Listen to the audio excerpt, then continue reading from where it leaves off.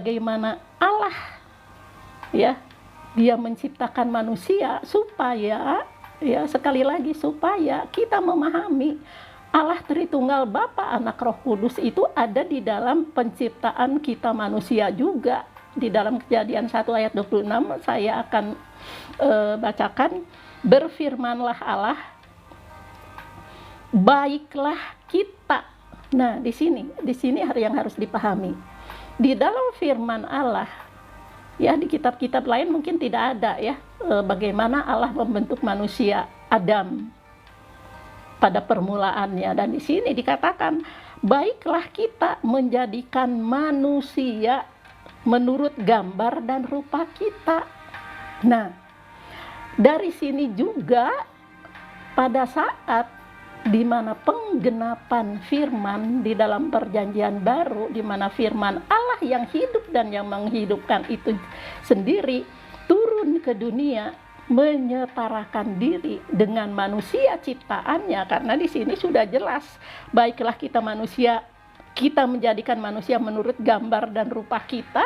Tentu saja sesuatu yang menurut pemikiran kita sebagai manusia, tidak ada yang tidak mungkin bagi kekuasaan Allah untuk menyetarakan diri dengan manusia.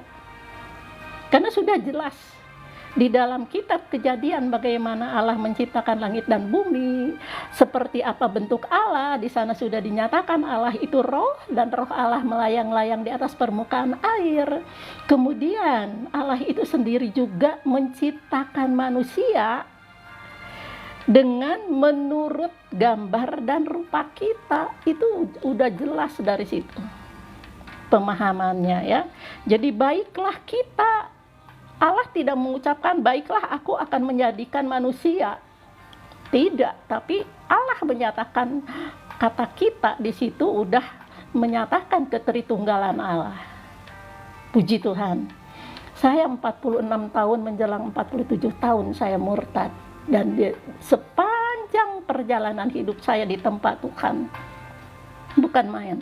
Tuhan tidak pernah memberikan pergumulan pada kita di luar kemampuan kita, tapi dari situlah kita di tempat Tuhan. Karena apa? Tuhan itu Maha Pengasih, Maha Penyayang. Dengan Tuhan mengasihi kita, ya, Allah menciptakan memberikan tempaan kepada kita supaya kita selalu bersandar kepada kekuatannya, bukan kekuatan kita sebagai manusia. Karena kekuatan manusia adalah terbatas, tapi kekuatan yang dari Tuhan, kuasa Tuhan tidak ada batasnya dan tidak terselami oleh kita manusia. Demikian.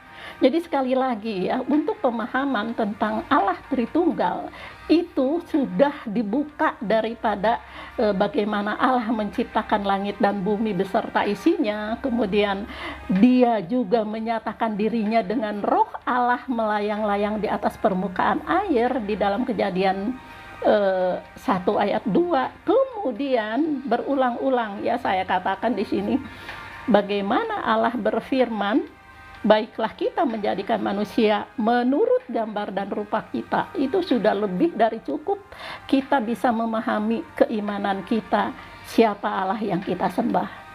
Ya, karena dengan menyatakan menurut gambar dan rupa kita saja, kita sudah memahami bagaimana Tuhan di dalam penggenapannya, firman yang hidup dan yang menghidupkan itu